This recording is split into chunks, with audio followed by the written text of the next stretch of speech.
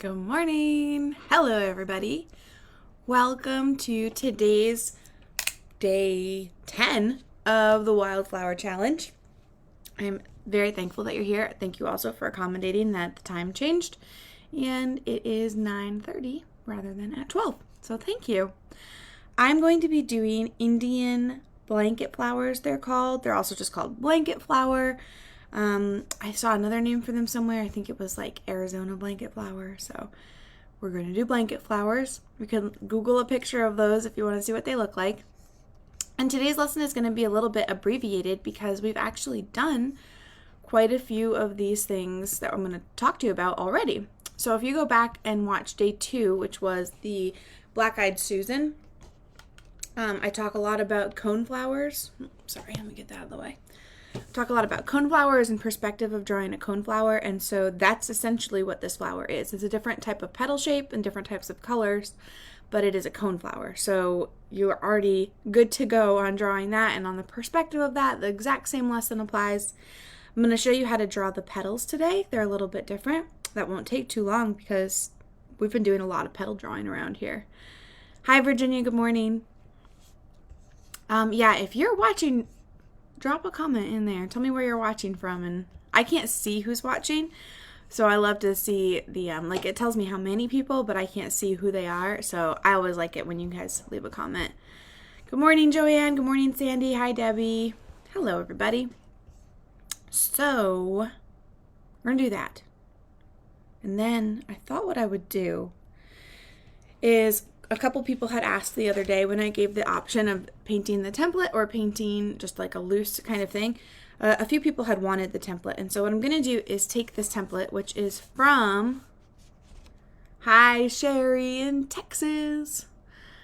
This is from my bundle of ready to paint watercolor templates from the Texas Wildflower bundle. And this is blanket flower, and so there's 3 of them done with different perspective, so you can kind of see that, and you can break down in your own head how I did that now that you guys know about perspective. And I thought I would walk you through a few of the watercolor techniques that I would use to paint those. It will be a little bit more technical, a little bit less loosey-goosey, and a little bit more like this is how we use watercolor. And I'm going to use the kit that I make in-house here. So this is the Alex's Garden Studio Essential Watercolor Kit, and I'm going to be using that this morning as well as the paintbrushes that come along with it. Okay, and the little pipette. And each kit has a few templates in it, so it's pretty cohesive. Okay, what else? Oh, later today, I'm going to the Fort Worth Botanical Gardens, and I'm going to be doing a lot of stories on Instagram all about the beautiful flowers that I see. I'm also going to the Kimball Art Museum. So I don't know if any of you followed me on Instagram before COVID, but I used to do museum tours whenever I would go to a different city. I would post about all of the art there and just some of my favorite things. So I will hopefully be doing that today also. So if you'd like to do that, I mean, guaranteed there's going to be a close-up of a Monet. You can't go to an art museum and not do that. So make sure you're following along on Instagram today, and those will pop up on Facebook also. Anything I post on Instagram automatically goes over to Facebook. So, okay, ready? Who's drawing or painting along with me today? Let me know. Any questions, comments, concerns? Okay, I'm going to pop my glasses on. Change the camera angle. Also, man, if I sound a little different, I have some really bad allergies this morning, and it is not pleasant. I'm allergic to something. Something in the air. All right, let me pull this down like that.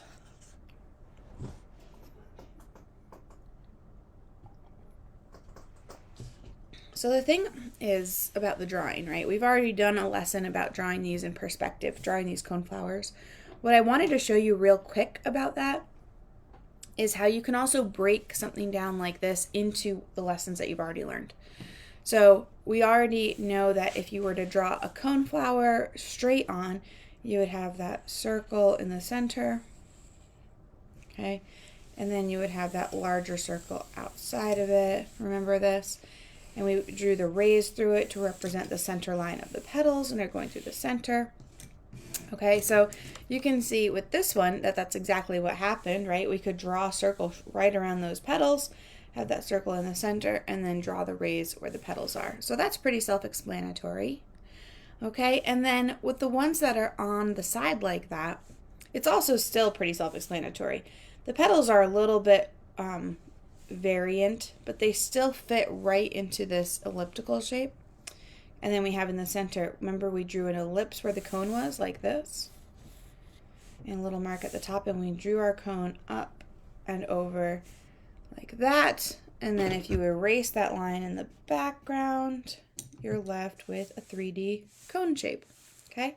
And then here, that ellipse goes, it's out past the top of the cone, so if you were gonna mimic that, it would be like this, and you would still draw those rays through the center of the flower for the petals, okay? So everything can still be broken down into guidelines. This one, the same thing. It's a more compressed elliptical shape right there, and we have our cone there. So if you want a more in-depth lesson on that, go back and watch the Black-Eyed Susan lesson, and you can watch that here. I'll just put the link in.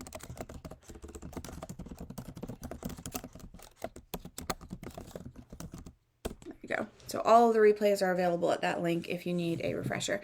And you can kind of skip through the beginning, the intro stuff. It's easy to just drag the thing along the bottom so you don't have to watch like we're going live in 10 minutes. You can just start right away. And the other thing I want to show you real quick is that the petals of these are different. So they have an end to them that has 3 points to it, which is a little bit different. So if you were going to draw your ray through the center, okay, I'm enlarging this. This is going to be one petal. Normally, I would say, you bring one side out like that and one side out like that, and you have a petal shape. This is going to be a little bit different. So you're going to still draw that center line of the petal, and that's your guideline. You will erase that. And then you can do this. I'll break it down into all of its parts real quick, and you could do this where you put a little X or a little mark off to the side here, and then go across and do that there as well. And that's going to give you even another guideline, okay? So if you really like the guidelines, you can use these guidelines as well, where you have it. Okay, it just gives you extra things to aim toward and to focus on, like that. If, however, you don't want all of those, just remember that you're going to be going out, and in, and out, and in, and out, and in. Okay? So there's a couple different ways you can do that.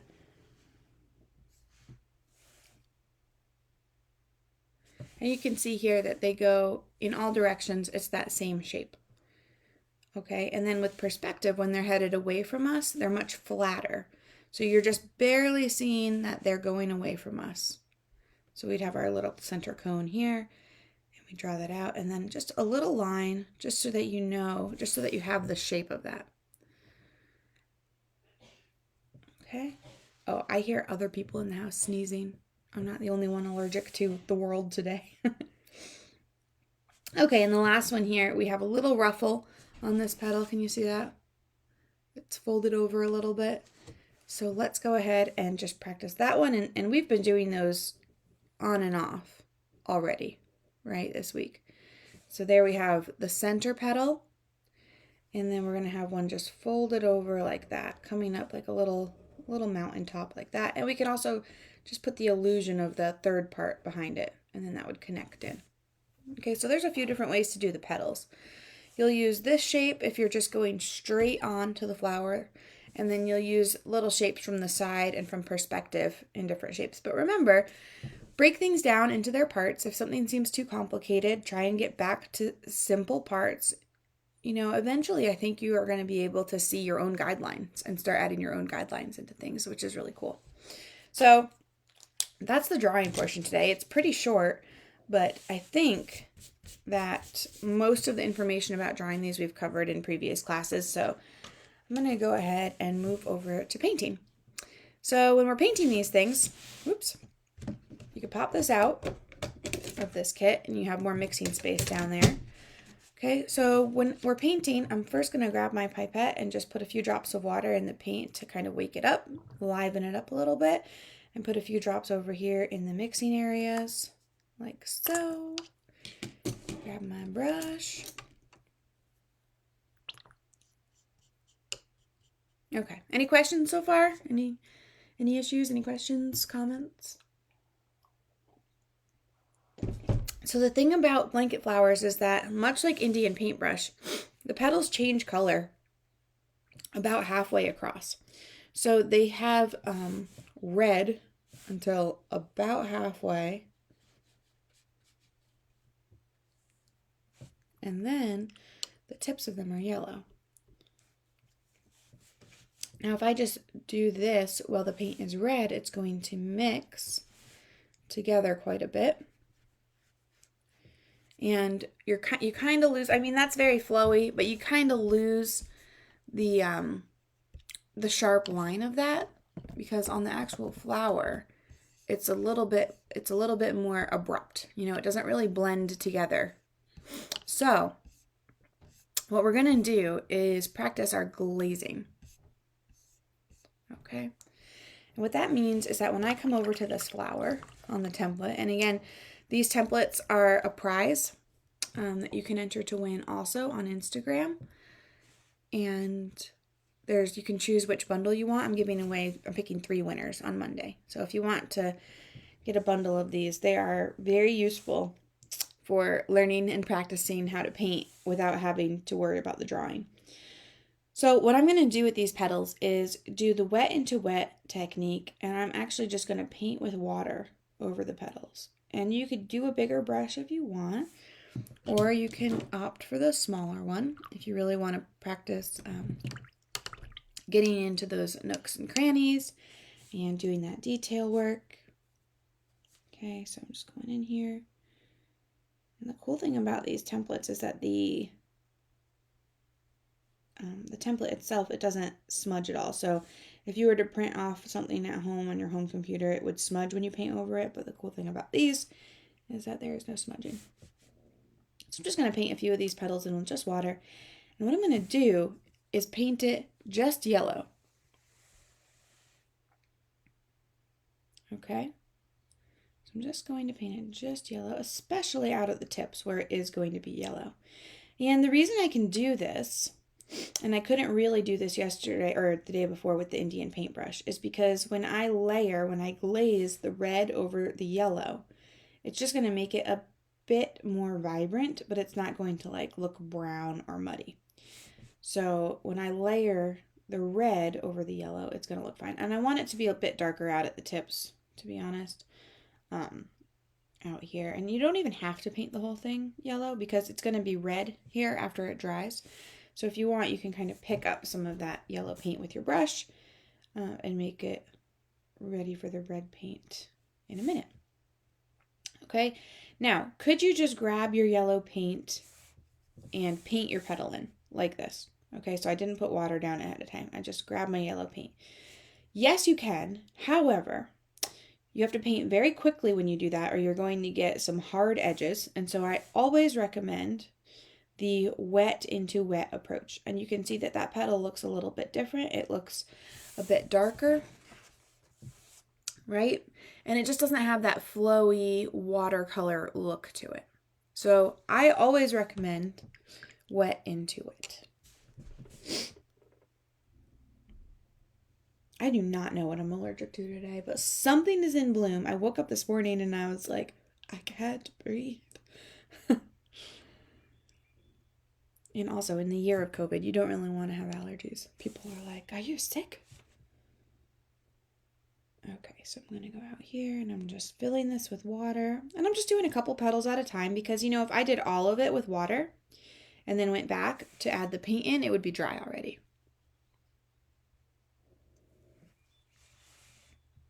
Okay, so I'm just going to put this into the tips of there and blend it out.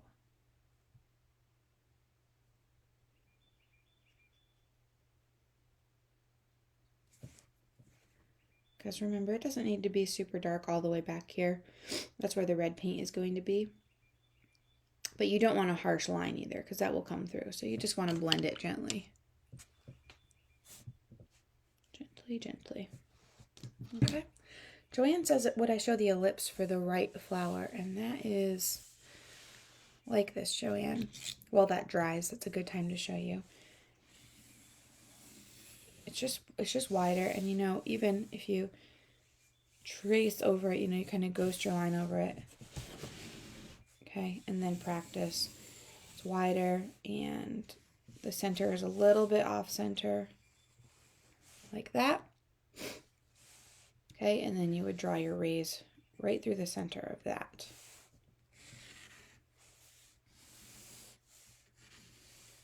For however many petals you want to add in there.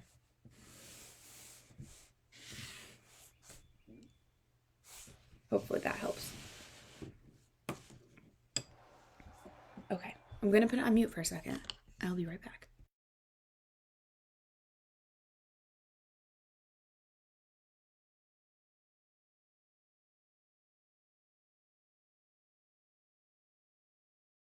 Okay, I'm back. No one needed to hear me blow my nose. Oh, yeah, Joanne. No, the other right. You know, it's funny that you say that, Joanne, because my mom and I are not dyslexic, but we both say that we have direction dyslexia. I don't know why I thought that that was the right. I know what the right is. Yes, the other right. Okay, so for this ellipse over here, you know, if we trace over it, it's a lot more like an oval than a circle. Okay, and so it's going to be more like that, a little bit like squished together, you can imagine. And then we do have our center right here. And the dome of this isn't going over the petals, so I just want to make sure I have that little guideline there to not go over it. Draw my center part here. And then same thing, we're going through the X in the center as we draw our rays. Okay, and the ones in front are going to be a little bit bigger. And you can see that, you know, that you can see this one more. You can see that petal a lot more than you can see this little guy. So back here, when you draw your petal, it's just going to be going up to that guideline and then coming down. And then down here, when you draw it, it's going to be a bit wider. Okay, and a bit bigger. There. Hopefully that helps. Okay, this is good because now this is dry and I can show you the next step. So you want to have your colors mixed up before you use them. You don't ever want to grab your paints straight from the pan and go to the paper because that's a real good way to waste a lot of paint and to cross-contaminate your colors. So just make sure that you have something already mixed up. I'm going to grab some of the cadmium red that I have here. And you can always do a little color swatch off to the side or somewhere just to make sure that you like the color. And I'd like it to be a bit more vibrant. What I'm going to do to make that more vibrant is add a bit of the pink to it. Okay, and that's just going to make this pop a little bit more like that. All right. So now instead of doing wet on wet, I'm going to be putting this red straight on top of the yellow. So I'm going to fill my brush up. And on the Indian paintbrush, it goes to about 2/3 of the way. And it's kind of feathered. Okay, and then we can just fill in the red all the way down to the cone.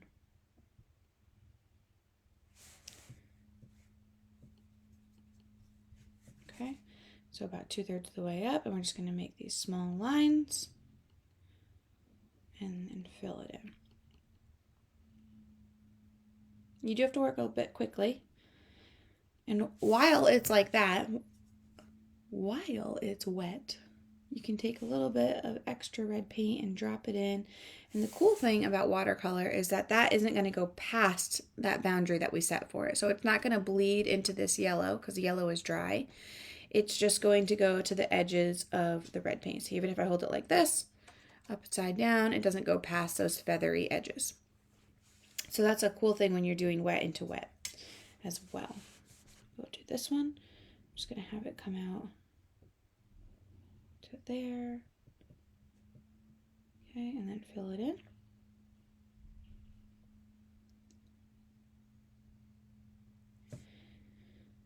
And these lessons are building on each other, you know? So what I can say about the center cone is kind of the same thing that I was talking about yesterday with the thistle, where you want to have contrast and you want to have it so that you can see one side darker and one side lighter to give it that cylindrical shape. So the same way that we did that with the thistle, we're going to do it with these cones here, and I'm just going to continue around here. Like so. So the templates are on a smooth watercolor paper. So it's not really cold press with that toothy green to it. I think that hot press is the best watercolor paper, but I am biased because botanical artists usually use hot press because it's so smooth that the fibers of the paper don't get in the way of your brush strokes. Okay, this one will be a little bit different. Just pull it out to about there, and then we have the one that's underneath that. So it's good that I'm using my smaller brush to get those fine points in there.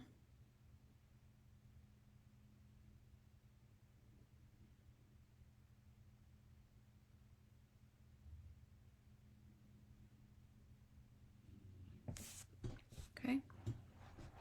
And you've probably learned by now also that watercolor doesn't always look good on that first or second layer. You know, you need to take some time with watercolor and build up your layers and build up your colors and get that real rich look to it. So let's just do one of the centers real quick. And there's a couple, this will be more wet and wet. So it's kind of a yellowish, let me check my reference picture here. It's yellow in the center, and then it's almost like maroon around the edges of that. So I'm going to go ahead and just do wet and wet, and I'll do it on this one here so it doesn't bleed into anything right now. But I'm just going to fill the center up with water.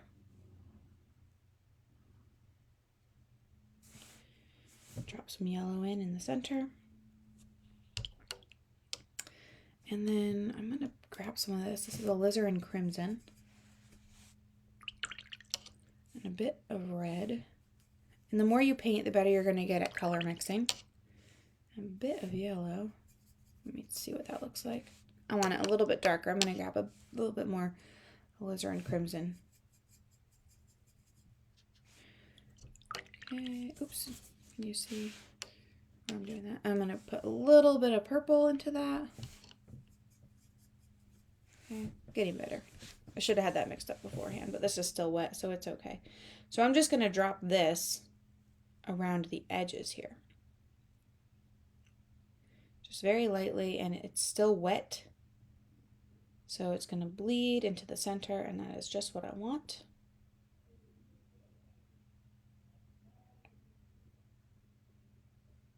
There we go. Have it be a circle. And we're going to use a tried and true technique. Wait till you see this one.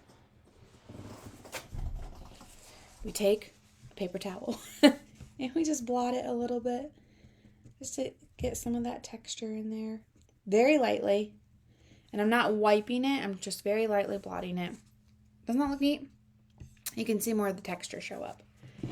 And you can also decide where the light is coming from, you know. Off of the paper, you can draw, say you want the sun over here, so you can just draw your sunshine to know that the light is coming from there. And so on this dome shape, it's going to be a bit darker on this side of things. And that's going to give us a lot more shape.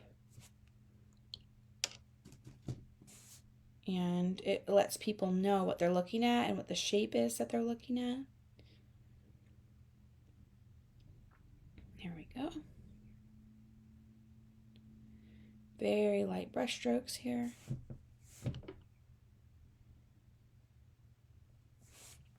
If I turn the light off real quick,